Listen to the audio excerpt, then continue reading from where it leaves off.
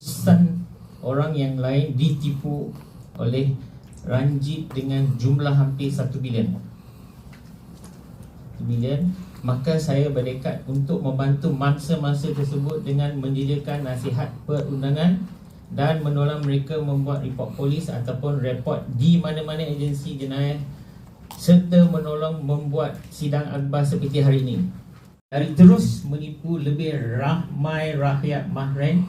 Di samping itu, matlamat saya membuat pendedahan ini adalah supaya kita boleh bekerjasama untuk makin wang yang telah ditipu oleh orang yang bergelar Datuk, Wira dan Tan Sri ini.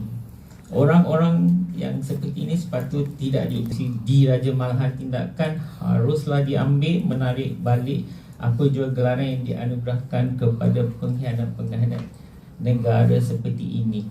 Okay. Dan bagaimana Ranjeet yang menipu saya? Dulunya saya mengenal Ranjeet sekitar tahun 2007 sebagai penasihat kepada Ranjeet sebelum dilantik menjadi pengarah syarikat pinjaman Asuki Senam Berhad dalam syarikat dan membawa masuk ramai pelabur-pelabur termasuk kaum keluarga saya sendiri dan sahabat-sahabat saya untuk melabur dalam syarikat milik Ranjeet, termasuk Koperasi Usahawan Putrajaya Berhad dengan pelaburan berjuta-juta ringgit, menjadikan saya sebagai rakan kongsi perniagaan peminjaman wang berlesen tersebut, walaupun saya tidak terlibat dalam operasi harian perniagaan tersebut. Selepas beberapa tahun saya bekerja bersama Ranjeet, saya menjadi curiga apabila pelabur-pelabur mula tidak senang hati terhadap Ranjeet dan terdapat peminjam-peminjam wang dari Asuki Senam Berhad yang menjadi marah dan merasa teraniayai. Selepas saya mula curiga, saya dapati Ranjeet membuat banyak penipuan terhadap peminjam-peminjam, terhadap kerajaan dan terhadap pelabur-pelabur. Kerana saya tidak mahu terlibat dengan apa-apa kerja yang tidak bertanggungjawab dan saya rasa saya tidak betul, saya meminta balik segala wang pelaburan saya dan wang dari pelabur-pelabur saya yang bawa masuk ke dalam syarikat milik Ranjeet. Malangnya, saya hanya berjaya mendapat sebahagian saja dari duit berjuta yang saya bawa masuk. Akibat tindakan saya berkeras dengan Ranjeet, dia telah menganiayai saya dan laporan polis palsu terhadap saya dan juga membuat tindakan mahkamah palsu terhadap saya. Ranjeet telah merosakkan hidup saya dengan beban hutang yang melambak akibat wang yang dilenyapkan serta akibat dari tindakan palsu di mahkamah yang menyebabkan saya muflis. Selepas kejadian tersebut, saya mengumpul segala maklumat tentang operasi penjagaan dan modus operandi Ranjeet dan mendapat tahu bahawa dia menggunakan banyak syarikat menipu pelabur-pelabur. Di antara syarikat yang digunakan oleh Ranjeet untuk tujuan penipu adalah nombor 1 Asuki, nombor 2 GMP Solution, nombor 3 GMP Resources, nombor 4 Tribe Capital Ventures, nombor 5 Peninsula Asia Capital, nombor 6 Asia Golfing Network, nombor 7 Kanako Kaisu Malaysia Berhad, Koperasi Usahawan Putrajaya Berhad, Rothschilds Capital, Wasati Berhad, Waskari Berhad, Waskari Meda Senam Berhad, Waskari Land Senam Berhad, Tree Line Smart Money Senam Berhad, Tree Line Capital Berhad, Tree Line Malaysia Berhad, Tree Line Hard Rock Berhad, Waskari AG. Penipuan 10 juta Great Britain pound, hampir 60 juta terhadap saudara Mr. Meiklejohn. So basically here is Mr. Lee. So apa yang dia kena, I think he will brief how he get cheated from Mr. Ranjeet. So Mr. The recovery of the funds if it's possible. Finally, I just want to go on and thank Mr. Malek for reaching out to me and agreeing to meet with me here in Kuala Lumpur. It's been saddening to hear what he's been through personally, and he's very graciously today can help us encourage who will also come forward and share their story with us too. I've been personally approached by several others in Malaysia who are afraid to come forward and tell their story. So again, I hope that we're able to encourage it. And it doesn't just stop, it goes beyond the Malaysian borders. Japan as well, we've heard. Spain, we've heard issues too. And it must be said that I feel that Mr. Sidhu quite simply must be stopped. And I also want to thank Mr. Singh for coming here today. I really appreciate it. I'm going to listen to his story in full later. Thank you. And I used to help him out in the beginning, but when I saw he was a very ruthless man, very ruthless in his dealings with people, I stopped dealing with him on money lending business. But I carried on with him on this project, which was he was going to use an American man with him, his father, and he needed one illegal Pakistani man to sign all the documents so that the company could be put on his name and they could get letters of credit from America at a very low price and sell them at a higher price, at a slightly higher price, and make money. And over a period of time, maybe in 3 months or 4 months, he said the money would have been doubled. But he carried this project on for 1 whole year. And he, according to what he himself told me, he was supposed to make 48 million USD. My left hand here was slashed. My whole hand was taken off. The whole hand was taken off, and I was in hospital for quite a while. So this hand is useless now.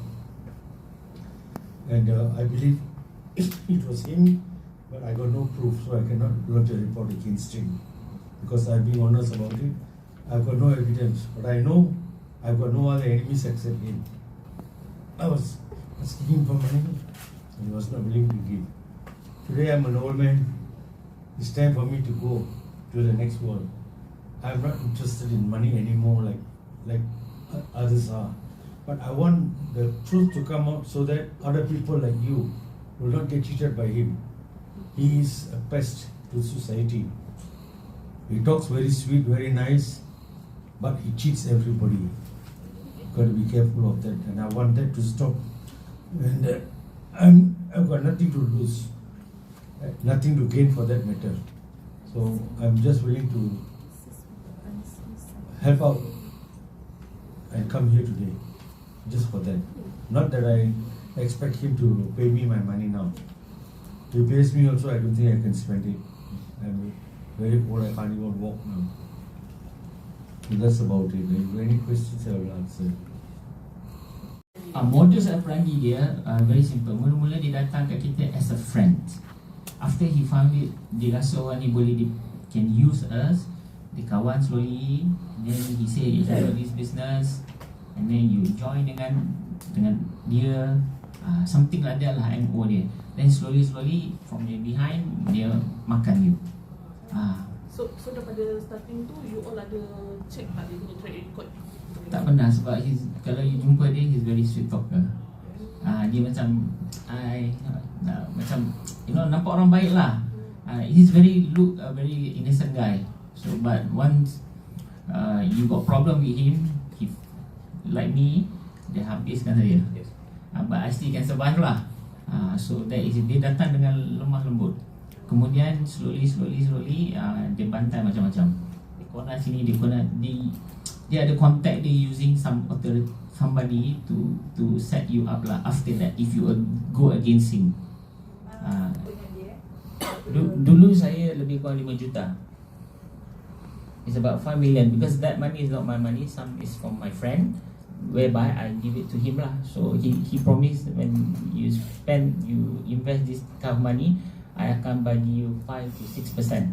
So to me, for my age that time I was 30 plus, make money is very important lah. But end of the day, I get cheated by him. Tapi bukan dia, not him.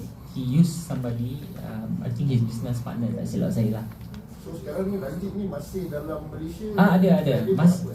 Dia I think at the moment yang saya tengok dekat website lah, dia ada company Tree Line Capital. I think he is doing the same investment juga. So saya tak pasti who is the next one who get cheated by him. So saya tak pasti. Dia buat macam private mandate kan ni? Yes, betul. So 5 or 6% tu berapa lama you can get dia janjikan? Maybe 5-6 months. Lepas tu he give you a problem, company got problem, orang dah tipu dia, I invest the money from other people. So you know, so on that kita dah jam dah macam tu.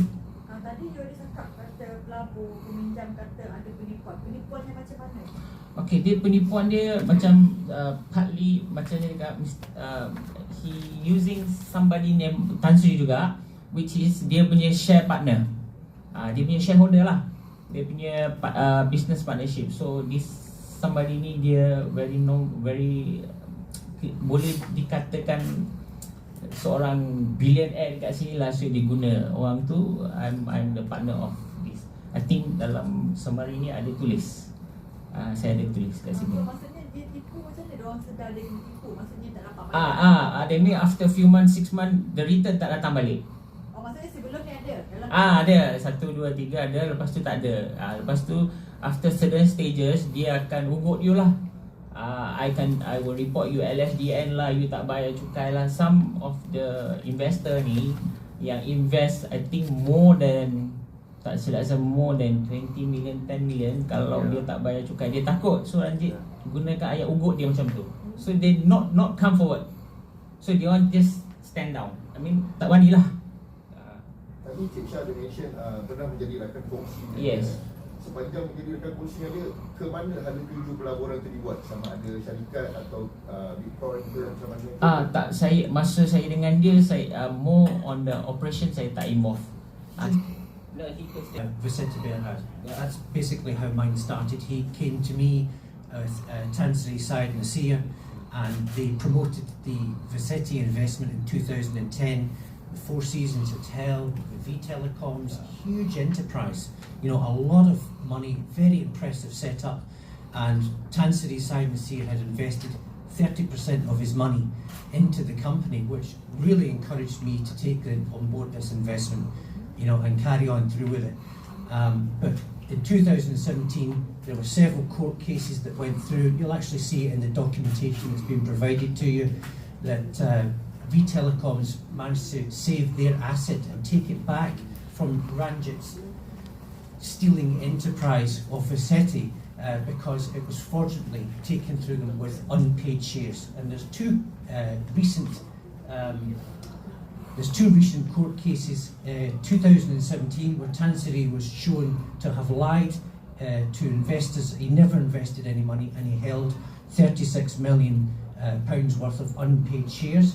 And then there was another court case from, it's now called Zavarico, forgive me, Zavarico PLC, and Ranjeet was discovered to hold 86 million of unpaid shares in that judgment.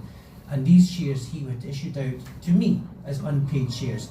And there's also, if I can just very quickly point out, there's another judgment that was against for Tanzri Alvi, which was recently in the courts, a very similar thing that happened to me, where he had invested in Vicente, which is now known as Zavarico. He was given unpaid shares, and he took them to court, and they did an out-of-court settlement with Ranjeet and Tanzri.